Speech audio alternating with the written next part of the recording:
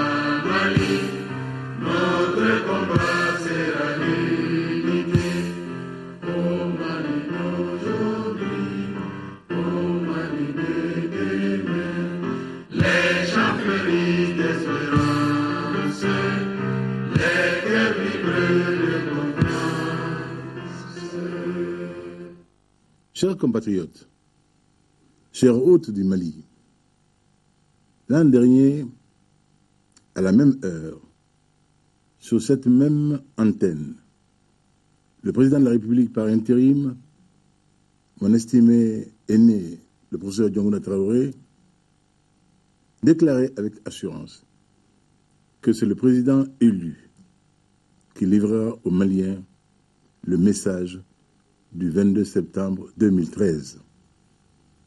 Le pari est gagné. Le Mali est debout et en ordre de marche.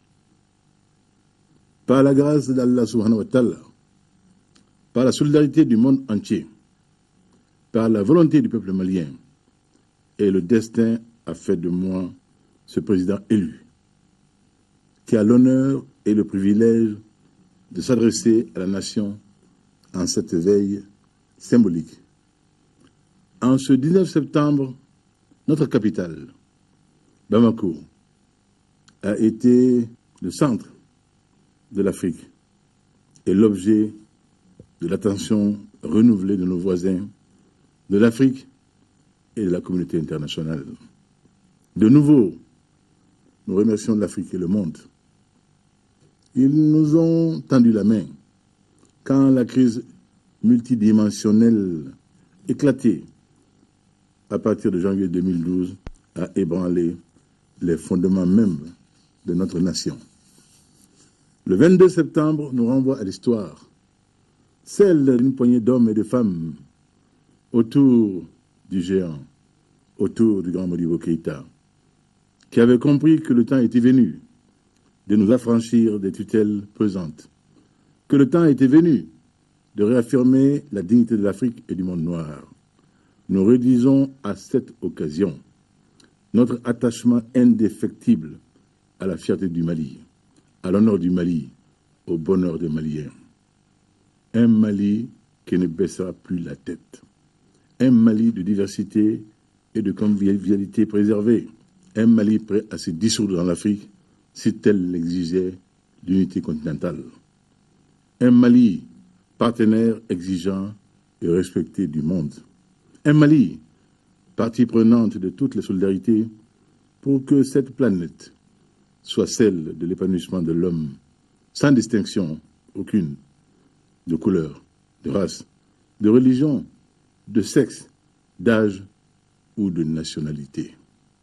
Mes chers compatriotes, cet anniversaire doit être placé sous le signe de la méditation et de la communion.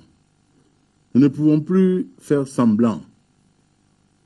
Des soldats d'autres nationalités sont morts sur le sol malien. pour la défense de notre patrie, pour la dignité de nos femmes et pour l'épanouissement de nos enfants.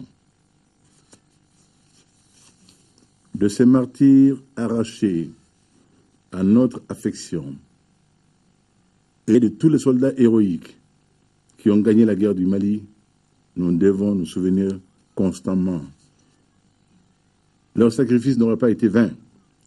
Ils commandent au premier magistrat que je suis de tirer les leçons de la douloureuse crise malienne qui a livré notre pays à la risée du monde, quand nous passions aux yeux de beaucoup pour la vitrine de la démocratie et de la bonne gouvernance.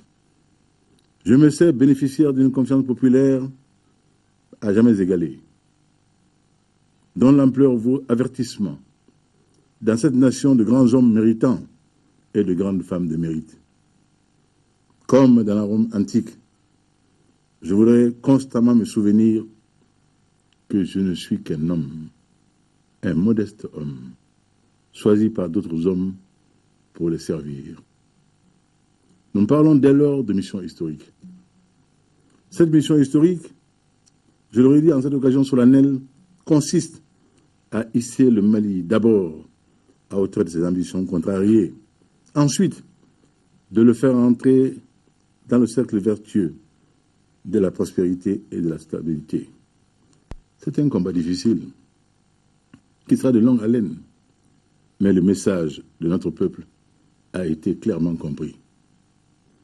Nous le ferons de manière méthodique, nous le ferons de manière tangible, nous le ferons de manière mesurable, nous le ferons sans concession au gaspillage de ressources et à la délinquance financière. Le service public devra être efficient. Les fonctionnaires absentéistes ou chroniquement retardataires devront impérativement modifier leur comportement. Les effectifs pléthoriques et désœuvrés en train de siroter le thé dans un bureau transformé en marché, c'est fini. Chaque responsable, au niveau où il se trouvera, sera comptable de l'effectivité des présences et de l'efficience de ses subordonnés. Les véhicules de l'État servant à transporter des intrants dans des vergers personnels, terminés. Ils ne devront plus servir que les seuls besoins de leur objet. Quant à l'école, elle devra rester à l'école. Elle ne sera plus tolérée dans la rue. Nous mettrons fin aux achats de diplômes, de même qu'au commerce des épreuves d'examen. Il sera mis un coup d'arrêt à la magouille foncière et à la spoliation des pauvres ou des vrais titulaires. Tout sera fait pour doter le pays d'un système cadastral fiable, et ce, dans les meilleurs délais. Il en sera fini des procès monnayés dans des bureaux de juges oublieux de l'éthique et de la morale. Nous stopperons le délitement de l'appareil judiciaire, seul contre-pouvoir sûr dans les démocraties représentatives. Nous attacherons une importance sans prix à la surveillance du système d'intégrité publique. L'argent de l'État restera dans les caisses de l'État où sera investi à bon escient au service de l'intérêt général. Chers compatriotes, je sais que la guerre contre la corruption ne sera pas gagnée tout de suite. Mais si nous ne la gagnions pas, nous aurions manqué de prendre en compte une des leçons majeures des crises de régime, d'État et de société que nous venons de traverser. Alors, nous la gagnerons cette guerre. Et nous la gagnerons ensemble. Les agents des services publics eux-mêmes, les organisations de vigie citoyenne, les institutions publiques, dont le gouvernement et le Parlement, et moi-même, en application du contrat d'honneur qui me lie désormais au peuple malien. S'il faut sortir la main de fer du gant de velours pour le salut, le respect et l'intérêt du peuple malien, je la sortirai sans hésiter. Mais je sais que la corruption se gagne d'abord par des réformes systémiques. Nous les ferons. Seule la création de richesses permettra également d'améliorer les conditions du service public et du citoyen en général qui a droit à une vie décente et digne. Nous Nous veillerons ensemble à la protection des richesses existantes, mais aussi à la création de richesses additionnelles à travers une politique d'investissement incitative pour nos partenaires, audacieuse et volontariste pour nos compatriotes, en particulier nos jeunes, notre jeunesse, lorsqu'elle est porteuse de projets et désireuse de voler de ses propres ailes. Telle est la raison de la création d'un ministère délégué à la promotion de l'investissement dans le gouvernement d'Omar Tatamli. La planification rigoureuse et la prospective seront notre salut de pays à forte croissance démographique où la jeunesse réclame, à juste raison, une part de plus en plus importante dans les richesses nationales limitées. Et ce, dans un contexte international qui recuse la médiocrité. Prévoir et gérer, planifier et bâtir sur les certitudes, parfois sur des hypothèses basses, en un mot, anticiper est incontournable à notre projet qui est celui de la présence du Mali au monde. Une présence de qualité, une présence à la hauteur de notre histoire. Le ministère en charge de la réconciliation nationale et du développement des régions du Nord traduit notre conviction profonde que l'entente est possible en notre sein, que notre capital social reste solide, même si nous le sollicitons parfois de trop. Il s'agit dans notre optique d'accélérer le développement des zones écologiques qui peuvent être des zones grises et porter, comme nous l'avons déjà subi, la menace contre l'ensemble national, voire au-delà. Mais nous savons qu'il n'y a pas de point fixe où finit le sud et où commence le nord. Nous savons aussi qu'il y a le nord-est et le nord-ouest. Nous savons surtout que pour réhabiliter l'économie du nord, il est indispensable de recréer les continuums rompus qui faisaient de Gossi et de Douanza la même entité. Le temps impose des priorités, mais aucune zone et aucun système de production ne sera oublié à terme. Car il s'agit, après tout, de créer des conditions meilleures pour l'intégration nationale, mais aussi de favoriser l'inclusion nationale. L'une des raisons de la baraka de notre pays réside certainement dans sa capacité à accepter l'autre sur la base de ses qualités. Ce doit être le socle de notre action individuelle et collective, car ceux que l'on qualifie de bourreaux peuvent ne pas avoir que des verrues, et les victimes n'ont pas toujours que des grandes beautés. Hélas. Pour ma part, je n'ai pas d'autre choix. Dans la mission qui est désormais mienne, je n'ai pas d'autre choix que de sacrifier ma personne à la cause du Mali, sans aucune place pour la rancœur ou la revanche. Vive le Mali éternel, vive le Mali debout, fier et digne, vive le Mali en action en Afrique, vive notre vivre ensemble, notre vouloir commun dans ce pays que Dieu nous a donné en partage. Merci. À ton appel, Mali, pour ta prospérité, fidèle à ton destin, nous serons tous réunis, un peu, un but, une fois, pour une Afrique unie. Si l'ennemi découvre son front, au-delà ou au-dehors, debout sur les remparts, nous sommes résolus de mourir pour l'Afrique et pour toi, Mali. Notre drapeau sera liberté pour l'Afrique et pour toi, Mali. Notre combat sera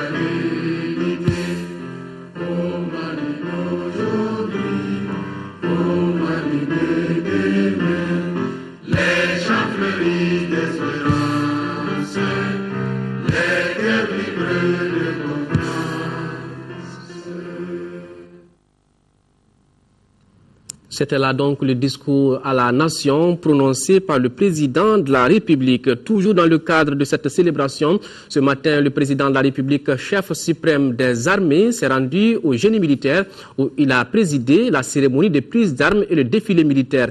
Une cérémonie solennelle qui a noté la présence des membres du gouvernement, des éléments de la MINUSMA, de l'opération Serval et de la mission européenne de formation. À la fin du défilé, le président de la République a fait une déclaration. Nous l'écoutons au micro de Tchessira Emmanuel Dambélé. Un sentiment de bonheur, un sentiment de fierté, mais un sentiment également de l'urgence de certaines bonnes décisions. Une armée mieux équipée, une armée à hauteur de souhait, une armée formée pour les missions auxquelles elle va être appelée. Je l'ai dit durant les semaines écoulées, je fais de cela une priorité absolue. Que les forces armées du Mali soient dans des conditions dignes des forces armées.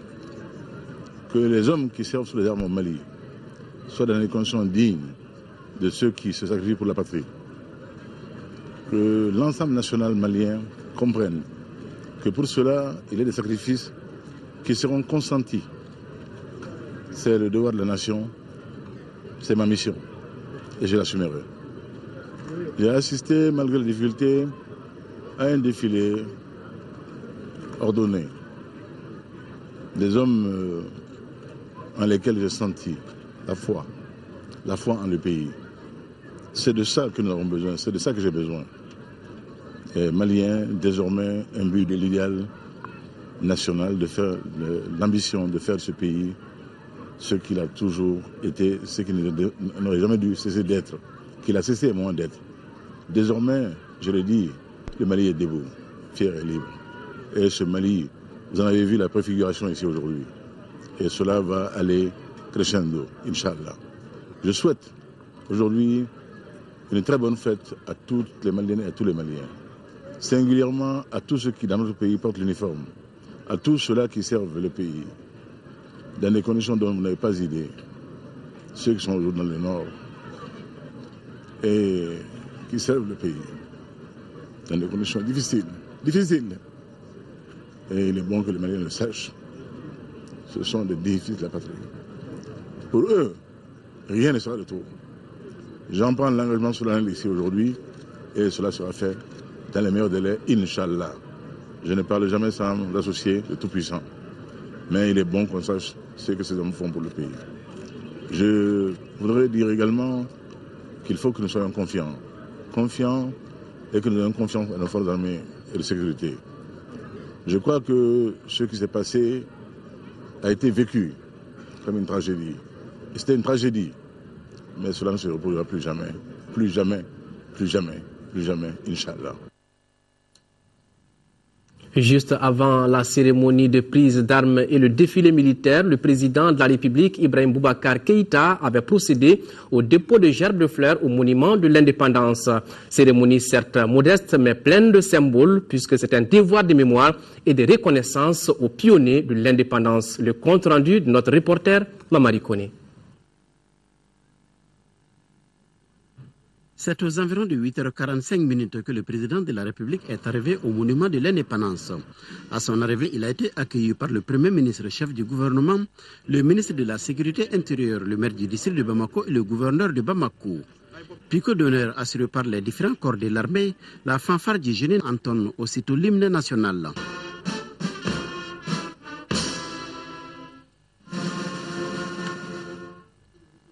Place à présent au dépôt de gerbes de fleurs à pas lent et mesuré, Ibrahim Boubacar Keïta avance vers la flamme de la souveraineté nationale installée au pied du monument. Et il dépose la gerbe de fleurs dans le silence qui sied à la circonstance.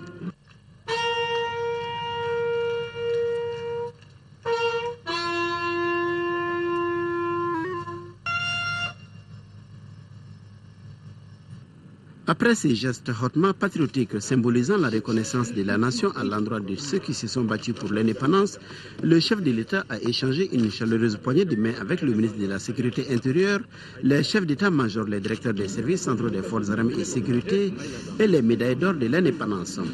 Ibrahim Boubacar Keïta s'est rendu aussitôt au génie militaire où s'est déroulée la cérémonie de prise d'armes. Voilà, fin de ce journal. Merci de l'avoir suivi. Retrouvez Ibrahim Diombele pour la grande édition du soir. Restez sur notre chaîne tout à l'heure. Dans le cadre de la Coupe de la Confédération, le club sportif sfaxien de Tunisie reçoit le stade malien de Bamako au compte de la 6e et dernière journée des matchs de poule de cette compétition. Dans cette rencontre, même un nul suffit au stade pour se qualifier pour les demi-finales. Mais on est en compétition, mieux vaut gagner et surtout pour la beauté du sport, marquer des buts. Bonne fête d'indépendance avec un Mali qui gagne. Au revoir et qu'Allah bénisse le Mali.